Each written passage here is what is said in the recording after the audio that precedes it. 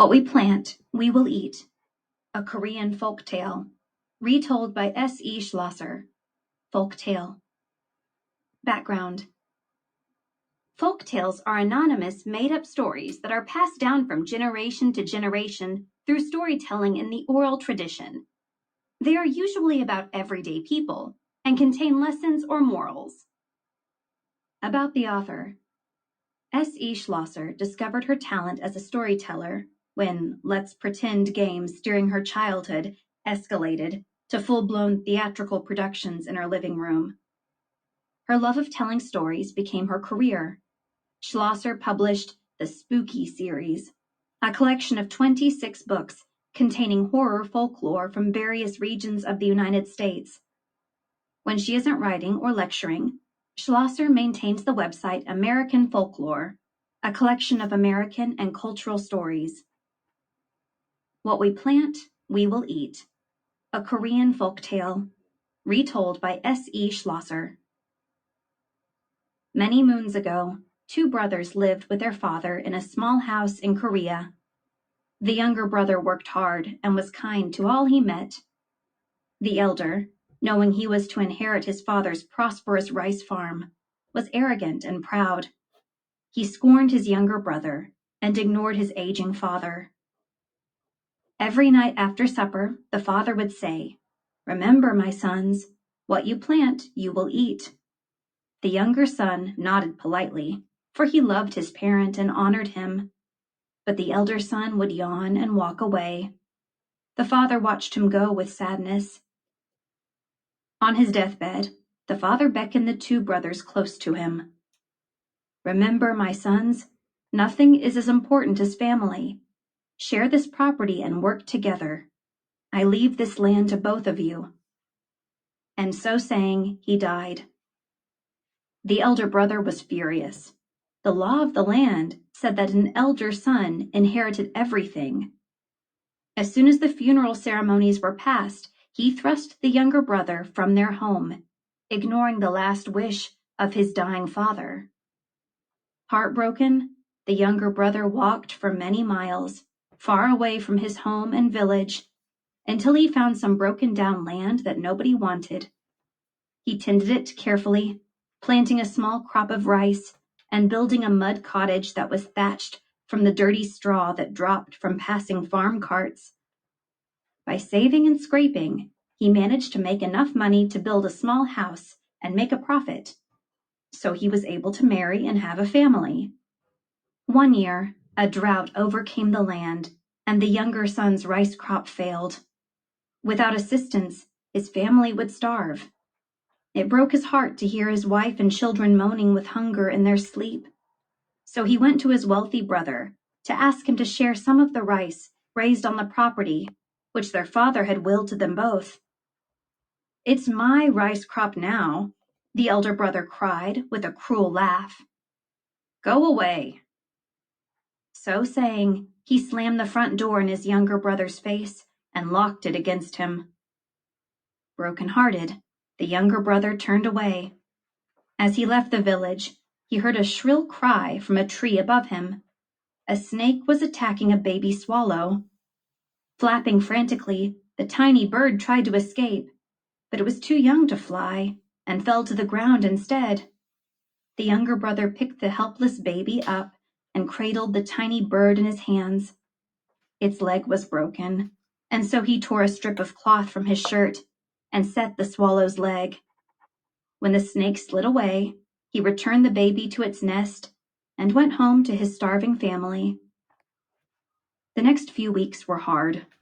The younger brother gave every spare scrap of food to his tiny children, who were so thin he could count their ribs.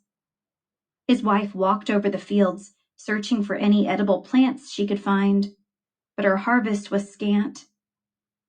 Then one day a tiny swallow flew to their house and landed on the thatch. It was the baby swallow the younger brother had rescued. Leg now healed and able to fly, the swallow sat on the thatch and sang a merry song of thanks to the marveling family. Then it circled the younger brother's house 3 times and then dropped a large seed into a damp patch of earth. The family stared at the seed, and the youngest daughter wanted to touch it, but her father held her back. As they watched, the seed put out a root and started to grow. The starving family watched in astonishment as the seed became a vine, and the vine grew and grew. Within minutes, luscious melons were growing on the vine. Within an hour, they were ripe and ready to pick. "Father, father, may we eat a magic melon?" cried the hungry children. Laughing in delight, the younger brother pulled a melon off the vine and cut it open. Beside him, his wife gasped in astonishment.